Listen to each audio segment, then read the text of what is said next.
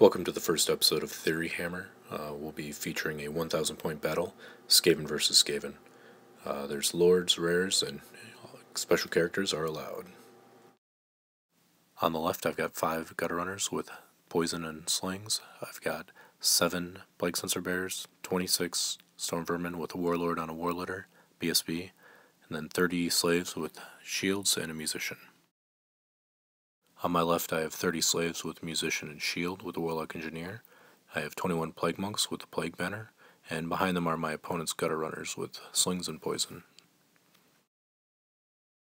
My opponent's side, he has an abomination, 40 slaves with shields and a musician with a warlock engineer, 20 slaves with shields and musician with a gray seer and a BSB, and then another unit of 40 slaves with musician and shields. He wins first turn. He moves his units about 10 inches forward and hits my storm vermin unit with plague, killing 14 of them. His gutter runners on the right side attempt to shoot at my plague monks, but do not do any wounds. On his turn, he moved the abomination kind of towards my gutter runners. So I moved my gutter runners into the building, moved my storm vermin facing the abomination as they have the flaming banner, and then moved my plague sensor bears in front. Moved my units up a little bit, but I tried to keep them at a long charge range so that he couldn't double charge any unit. So the gutter runners shot at the abomination doing 1 wound, and the BSB had the Ruby Ring of Ruin, and I was able to get that off with the Irresistible Force doing 1 wound to the abomination, so it has 2 wounds at the end of this turn. I was also able to launch a Doom Rocket off in between his slave unit on the left and his unit with the general. Hit dead center in between the 2 units, killing 12 from the general's unit and 10 from the slave unit on the left. He passed both of his panic checks, but I severely reduced the number of models in his general's unit. On his turn, he moved his Grey Seer to the unit on the right and his BSB to the unit on the left, and then moved that middle unit up a couple inches to redirect charges. This turn he's able to get Plague off again, this time on my Plague Monks. With some poor rolling on my part, he's able to kill 9 of them. It then jumps to the slave unit, killing another 10. Then in his shooting phase, his gunner runners shoot at the Plague Monks as well, killing 6 of them, bringing my total down to 5. So my Storm Vermin on the bottom charged his abomination. My Plague Sensor Bears and the left slave group both charge his top left slave unit. My Plague Monks attempt to charge his middle slave unit but fail, and the middle slave unit of mine charges and succeeds. My Storm Vermin are able to easily kill the abomination and reform, directing towards the forest. My unit with the slaves and the Plague Sensor Bears are able to do quite a few wounds, win the first combat, but they're steadfast. And my slave unit fighting his small slave unit wins and overruns, but not far enough to get out of the view of his unit with the Grey Seer. So on turn 3, he charges his unit with his Grey Seer at my slaves, and I elect to flee. He then tries to redirect into my Plague Monks, but isn't able to get far enough. During his magic phase, he's able to get Blessed with Filth off on his unit of slaves, and I'm able to dispel his Wither that he casts on mine. During his shooting phase, he then eliminates enough monks to bring me down to 1 model. In the combat, my Plague Sensor Bears end up killing 2 of themselves with the gas and 2 slaves, compared to the 2 that I end up killing of his. Combat ends up that I lose by 1, and my Plague Sensor flees, but my slaves are able to stand and hold with rerollable leadership from the general. On my turn, I'm able to charge a Storm Vermin and the Night Runners that were in the top left into the flank of his slave unit.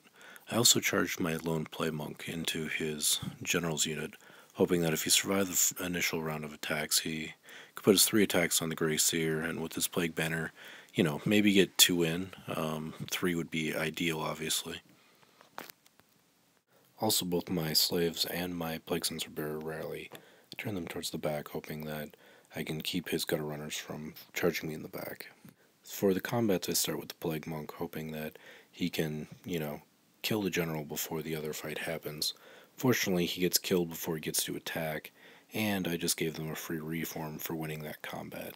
So then they're facing the rest of my units, and easily set up for a countercharge on his next turn.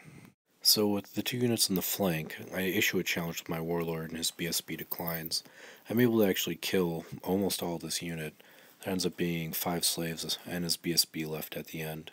He needs Snake Eyes because he's no longer steadfast and ends up rolling a 3, which kind of got my heart going, and then a 5 on the second roll. So they explode, and I reform my units to face towards his general's unit. Here's just a quick look at how I reformed. I reformed the slaves to be 6 wide because they wouldn't fit technically if I reformed them still 5 wide. But this also gave me the advantage that I'm wide enough that I might be able to get some extra attacks on that Great Seer depending on how we line up. On his turn, instead of charging, he moves 2.5 inches back and casts Dreaded 13th on my unit of Storm Vermin. He ends up wiping out the unit and getting 8 free clan rats behind that he gives shields and banner musician. Before this, I kind of felt like I had the game in the bag, but when you lose your general and the BSB and the unit around him, it makes it a little more interesting. So I felt that my only hope at this point was to focus on the Grey Seer. He did miscast on that cast, but he just lost 2 spells, Dreaded 13th and Plague, so making him a little less effective as a caster as well. So on my turn, I charge in, both with the Gutter Runners and the Slaves. Fortunately, the Gutter Runners missed their roll by 1, and the Slaves made it on their own. I lined up so I would have 6 attacks from the Slaves on the Grey Seer. At the end of the first round of combat, I brought him down 2 wounds, so we only had 1 wound left. Fortunately, surprisingly, this combat ended up being a draw because I had the charge bonus, and I looked out getting a couple more kills and getting a parry save and an armor save in there as well. So on this turn, he charges his clan rats into the rear of my slaves and also gives them poison attacks. I accidentally suggested that, mentioning that I don't get a parry save in the back, so it would be more beneficial than the slaves attacking. Plus, they're hitting on 3s. I don't know. Seemed like a good deal. So I end up focusing all my attacks that I can on the Grey Seer, and I do get the final wound in order to kill him. But I lose combat and I explode because I lose by a very high number. His Gutter Runners on the bottom are chasing my Plague Sensor Bear, trying to finish him off in order to get the points. So on my turn, I double charge his clan rats that he had reformed after winning combat, and ended up breaking them pretty easily. And then with a panic check for the slaves, with their only leadership 5, because they don't have any characters, they actually failed that, and this picture they're actually fleeing, but they're just not pointed the right way. And that occurs on my turn. His turn, the slaves fail to rally, and they run just right off the board. So all that leaves on the board at this point is his Gutter Runners, my 2 Gutter Runners, my unit of slaves with the Warlock Engineer. So this point, we basically just call it. On his 6th turn, he does actually finish off the Plague Sensor Bear.